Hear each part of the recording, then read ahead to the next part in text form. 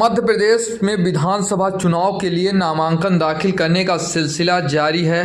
मऊगंज में अलग अलग विधानसभा क्षेत्र में के लिए कुल 10 उम्मीदवारों ने नामांकन दाखिल किया। देवतलाव विधानसभा क्षेत्र से चाचा और भतीजे चुनाव मैदान में हैं। चाचा गिरीश गौतम भाजपा से तो भतीजे पद्मेश गौतम ने कांग्रेस से नामांकन दाखिल किया। मध्य प्रदेश में विधानसभा चुनावों के लिए नामांकन भरने का सिलसिला जारी है। इसी क्रम में आज 27 अक्टूबर को शुभ मुहूर्त के चलते मऊगंज में 10 प्रत्याशियों ने अलग अलग विधानसभाओं के लिए नामांकन पत्र दाखिल किया है, जिसमें प्रमुख रूप से मऊगंज विधानसभा क्षेत्र से भाजपा प्रत्याशी प्रदीप पटेल एवं आम आदमी के प्रत्याशी उमेश त्रिपाठी, जबकि देवतलाव विधानसभा क्षेत्र से भाजपा प्रत्याशी गिरीश गौतम, कांग्रेस पार्टी के प्रत्याशी पद्मेश गौतम, आम आदमी पार्टी से दिलीप सिंह गुड्डू, बहुजन समाज पार्टी से अमरनाथ पटेल, सपा से सीमा जयवीर सिंह ने अपना नामांकन दाखिल किया। आज दाखिल किए गए नामांकनों में सबसे दिलचस्प नज़ारा देवतलाव विधानसभा में देखने को मिला है, जहां चाचा और भतीजे ने एक दूसरे के खिलाफ नामांकन दाखिल किया। उल्लेखनीय है कि देवतलाव विधानसभा क्षेत्र से भारतीय जनता पार्टी के विधानसभा अध्यक्ष गिरीश गौतम को अपना प्रत्याशी बनाया है, जबकि कांग्रेस ने बड़ा दांव खेलते हुए उनके पिछले साल संपन्न हुए त्रिस्तरीय पंचायत चुनाव में विधानसभा अध्यक्ष के पुत्र राहुल गौतम को हराने वाले उनके भतीजे पद्मेश गौतम को चुनाव मैदान में उतारा है।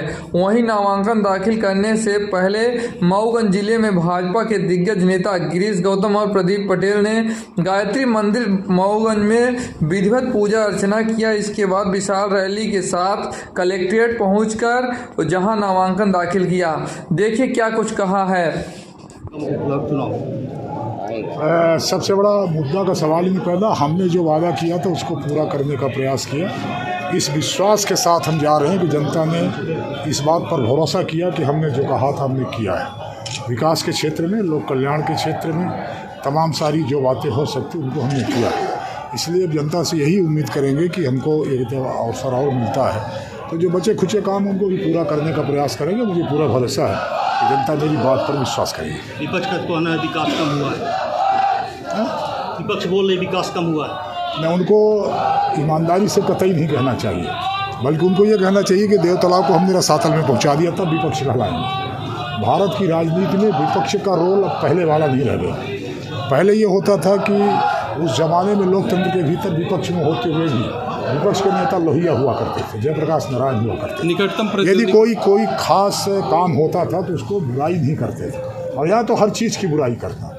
तो आज का विपक्ष इस स्थिति में है। निकटतम प्रतिद्वंदी किसे मानते हैं? जनता तय करेगी कौन निकटतम। मेरे हालांकि निकटतम में नहीं, मैं पूरी तरह से टक्कर हूँ, कोई टक्कर कांग्रेस ने करा दे तो बड़ा मुद्दा, बड़ा काम क्या बड़ा काम कर लिया। बड़ा काम है देवतलाव भोलेनाथ को भारत के स्तर पर उसके ट्रेडिंग करना, कि लोग भारत के अंदर से आकर के हमारे भोलेनाथ का भी दर्शन करें। कांग्रेस पार्टी ने आपके परिवार के ही सदस्य को टिकट दिया है। यहाँ परिवार का कोई सवाल नहीं। हम राजनीतिक विचारधारा के आधार पर विरोध में खड़े हुए हैं। कांग्रेस की एक तरफ विचारधारा है तुष्टीकरण की, एक तरफ विचारधारा सनातन धर्म को नष्ट कर देने की, एक तरफ विचारधारा उनके साथ खड़ी हुई है जो ये कहते हैं कि सनातन धर्म डेंगू है, कोरोना है, उसको ख़त्म करने के लिए इंडिया गठबंधन बना हुआ है। इस विचारधारा के विरोध में भारतीय जनता पार्टी की तरफ से हम लड़ रहे हैं। इसमें कोई परिवार का, कोई व्यक्ति का कोई माने नहीं है। न मैं व्यक्ति हूँ, न सामने वाला कोई व्यक्ति है। हम भारतीय जनता पार्टी के कार्यकर्ता हैं, भारतीय जनता पार्टी की तरफ से हम लड़ रहे हैं। पिछला चुनाव बहुत कम अंतर वोटों से जीते थे सर, वो सब भरपाई, इस बार सब भरपाई हो जाएगी। कितना मार्जिन रहने की संभावना है? अब मार्जिन जनता तय करेगी। अब क्या बताएं, हमने तो कहा है कि 50,000 से ऊपर करो। आज मऊगंज विधानसभा का पर्चा हमने दाखिल किया भारतीय जनता पार्टी की तरफ से, और भारतीय जनता पार्टी ने हमको प्रत्याशी बनाया है।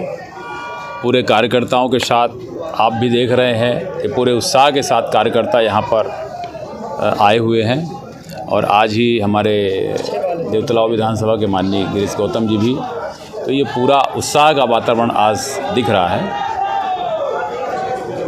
तो क्षेत्र में आपका क्या प्रमुख मुद्दा होगा क्षेत्र में जाने के लिए? हमारा पहले भी विकास का मुद्दा था, जिस मुद्दे को लेकर के हम पिछला चुनाव लड़े और जीते, और उसी विकास को करके हम फिर से जनता के बीच में जा रहे हैं। हमने यहाँ पर जो भी भारतीय जनता पार्टी के नेतृत्व हैं और माननीय मुख्यमंत्री शिवराज सिंह चौहान और माननीय प्रधानमंत्री नरेंद्र मोदी जी ने कि सरकार में जो यहाँ विकास हुआ है, यहाँ मऊगंज को ज़िला बनाना हो, मऊगंज को बाणसागर का पानी पीने के लिए देना हो, मऊगंज को इंडस्ट्रियल एरिया डेवलप करके देना हो, मऊगंज में हमारा हनमना में गवर्नमेंट का कॉलेज देना हो, हमारा चौरा घाट हो, हमारे अन्य सड़कों का हो, या हमारे शहर के अंदर का सौंदर्यीकरण हो, या शहर का चारों तरफ हमारा जो रिंग रोड का प्रस्ताव 75 करोड़ की स्वीकृत हो, हनमना में बाईपास हो, हनमना में शहर का 4 लाइन अंदर का हो। ये सब चीज़ें विकास जो हुआ है उसी विकास को लेकर के हम फिर से जा रहे हैं। आगे भी जो काम होगा उस सब को विकास को ही लेकर हमारा मुद्दा रहेगा। कांग्रेस के लोग तो बोल रहे हैं आपने विकास नहीं किया, विकास को लेकर घेरेंगे इस बार। जो कभी विकास किया ही नहीं 60 साल में वो यही बोलेगा, और 60 साल का वो अपना हिसाब दे दें, हम अपना हिसाब दे रहे हैं। और आपके विकास के लिए और आपके क्या मऊगंज के लिए और मऊगंज के आने वाले समय में हर खेत को पानी देना हमारा लक्ष्य है, हर घर को पीने का पानी देना हमारा लक्ष्य है, हर घर में बिजली हमारा लक्ष्य है, घर घर और पूरे क्षेत्र के पूरे गांव-गांव खेत में पानी हो, यही हमारा लक्ष्य है। उसी लक्ष्य को लेकर के आगे भी काम करेंगे और मुझे पूरा विश्वास है कि वो पूरा करके करेंगे। लड़ाई किससे है, कांग्रेस है या आपसे? अब आप देख रहे हैं भीड़ से ऐसा समझ में आ रहा है कि लड़ाई में कोई है नहीं, पर फिर भी चुनाव है, राजनीति है, जनता बताएगी, तय करेगी। पर्चा दाखिल किया है, क्या है, क्या रहेगा, विजन क्या है? आम आदमी पार्टी आज पूरे देश में लोगों की निगाह आम आदमी पार्टी की तरफ है। वजह उसकी ये है कि आज जिस तरीके से देश में भ्रष्टाचार है, प्रदेश में भ्रष्टाचार है, 50% कमीशन की बात हो रही है, और इस तरीके के भ्रष्टाचार में जनता उब चुकी है, और उसी वजह से आज आम आदमी पार्टी दिल्ली, पंजाब के बाद छत्तीसगढ़, मध्य प्रदेश में अपना पैर रखी है। और जनता का जो उत्साह है, जनता का जो समर्थन है, आप समझ लीजिए बड़ी बड़ी पार्टियां जो अपने आप को शंभू समझती थी, जिन्होंने 60 साल राज किया, जिन्होंने अभी 20 साल राज किया, और बीच में कुछ और ऐसी पार्टियां हैं कि समय समय पर कुछ उनके प्रत्याशी को जनता ने मौका देते रहे। लेकिन इस बार जनता बदलाव के मूड में और बिना किसी जात भाव के आम आदमी पार्टी चुनाव चिन्ह झाड़ू के लिए वोट करने जा रही है, और उसका केवल मकसद है कि जनता की भलाई के लिए, भ्रष्टाचार को से देश को छुटकारा दिलाने के लिए, और साथ ही आम जनमानस को उनकी अपनी सुविधाएं, उनकी अपनी ज़रूरतें पूरी हो सकें, और वो समाज में और साथ ही अपने क्षेत्र में, अपने घर के विकास में अग्रणी भूमिका निभा सकें। उस पार्टी के साथ, आम आदमी पार्टी के साथ कंधे से कंधा मिलाकर चलने के लिए तैयार हो गए हैं। निकटतम प्रतिद्वंदी कौन होगा आपका? आपने ऐसा क्वेश्चन पूछा, मुझे तो इस हवा में समझ में नहीं आ रहा है कि कोई दूर दूर से कोई और पार्टी होगा। मैं समझता हूं कि अगर किसी पार्टी में तो वो लड़ाई भाजपा से हो सकती है, लेकिन वो भी बहुत दूर है। भाजपा से चाचा लड़ रहे हैं तो कांग्रेस से भतीजे को टिकट मिला है, इस पर आप क्या कहेंगे? एक सिक्के के दो पहलू हैं, मैं उसमें ज़्यादा कमेंट नहीं करूँगा। दोनों पे आप विचार करिए, खुद आपको उसका सवाल का उत्तर मिल जाएगा। जीतने के बाद आपकी पहली प्राथमिकता क्या होगी? सबसे पहले अरविंद केजरीवाल जी, आम आदमी पार्टी ने 10 बिंदुओं पर आम जनता को गारंटी दी है, जिसमें पहला शिक्षा के क्षेत्र में जिस तरीके से आप बड़े बड़े शहरों में प्राइवेट स्कूल देखते हैं, उसी तरीके से आपके गांव की स्कूलें, सरकारी स्कूल प्राइवेट से भी अच्छी होंगी। आपके विधानसभा क्षेत्र में क्या कमियां नजर आ रही हैं? मैं चूँकि उसमें 10 आपने पूछा है, उसका जो शिक्षा, स्वास्थ्य, पानी, बिजली, पानी फ्री, बिजली फ्री, स्वास्थ्य फ्री, 45 लाख रुपए तक की दवाई फ्री, मोहल्ला क्लिनिक की व्यवस्था, साथ ही किसानों की आय दुगनी करने के लिए उनके लिए खाद बीज फ्री, और युवाओं को रोज़गार देने के लिए, जब तक रोज़गार ना हो उनको बेरोज़गारी भत्ता 4000 रुपये महीने, साथ ही उनको सरकारी नौकरी की व्यवस्था, जो प्राइवेट नौकरी कर रहे हैं, जो एडहाक में हैं, उनको सरकारी व्यवस्था बनाई जाए, उनको सरकारी करने की व्यवस्था। इन सब मुद्दों को लेकर के आम आदमी पार्टी जनता के बीच में। रीवा और मऊगंज जिले में कितनी सीटें आम आदमी पार्टी जीत सकती है? इस बार आपको बता दूं, मध्य प्रदेश में आम आदमी पार्टी सरकार बनाने जा रही है। आपको याद होगा जब ये पंजाब गए तो लोगों ने, कुछ पार्टियों ने मजाक उड़ाया, और आप देख लीजिए किस तरीके से बहुमत से पंजाब में सरकार बनाई। कोई नहीं कह रहा था कि पंजाब में उसी तरीके से मैं आपको बता दूं कि जनता में जो अंडर करंट है, जनता ने जो विश्वास दिया, आशीर्वाद दिया है आम आदमी पार्टी को चुनाव चिन्ह झाड़ू पर, वो आपको आने वाले 17 नवंबर को दिख जाएगा कि पूर्ण बहुमत से आम आदमी पार्टी मध्य प्रदेश में सरकार बनाने जा रही है। जी क्या आपका विजन होगा? हमारी पार्टी की राष्ट्रीय अध्यक्ष बहन कुमारी मायावती जी सदैव सर्व समाज की बात करती हैं और गरीबों के उत्थान के लिए बहुत उनका अथक प्रयास, खासतौर बहुजन समाज पार्टी बाबा साहब के संविधान की विचारधारा की पार्टी है और मानवक कांसीराम साहब का सपना था कि हम इस देश को शिक्षा, बहुजन समाज पार्टी का मूल उद्देश्य शिक्षा। आज देश में एक ही ऐसी पार्टी है बहुजन समाज पार्टी जो शिक्षा की बात करती है और बाकी अन्य पार्टी फ्री की बात करती है। तो देश का उत्थान, देश का विकास शिक्षा से ही होना है। शिक्षा है तो सब कुछ है। क्या कमियां नज़र आ रही हैं आपको अपने विधानसभा क्षेत्र में? बहुत कमियां हैं। अभी पूर्व में जो सरकार है बहुत कमियां हैं, कुछ हुआ नहीं, हवा में है। क्या करेंगे आप? मैं इस बार जनता बहन जी ने देवतला विधानसभा की एक एक जनता से पूछ के मुझे प्रत्याशी बनाई हैं और देवतला विधानसभा का जो मतदाता हैं सब अपने आप को विधायक प्रत्याशी मान के क्षेत्र में काम कर रहे हैं हमारी पार्टी के लोग, और हम लोग इस बार चुनाव जीतेंगे। कोई नहीं मुकाबले, कोई नहीं, बस हाँ वो टक्कर बसपा इस बार टक्कर में, क्योंकि बसपा देवतला विधानसभा में लगातार थोड़े वोट से हुआ करता था। इस बार टक्कर क्षेत्रीय प्रत्याशी कोई किसी टक्कर नहीं। क्षेत्रीय प्रत्याशी इस बार बसपा की जनता, देवतला जनता क्षेत्रीय प्रत्याशी पाई है। क्षेत्रीय उम्मीदवार के नाम पे देवतला की जनता एक तरफा वोट करेगी। मार्जिन क्या होगा? बहुत मार्जिन से रहेगा। कितना? बहुत रहेगा, क्या बताएंगे, 17 को वोट पड़ जाए फिर बताएंगे आपको। आज से नहीं बना है, ये बरसों का संघर्ष है जो अब तक में पूरा हुआ, जनता का संघर्ष है। ये भाजपा और कांग्रेस का संघर्ष नहीं है, मऊगंज जिले की जनता का संघर्ष है।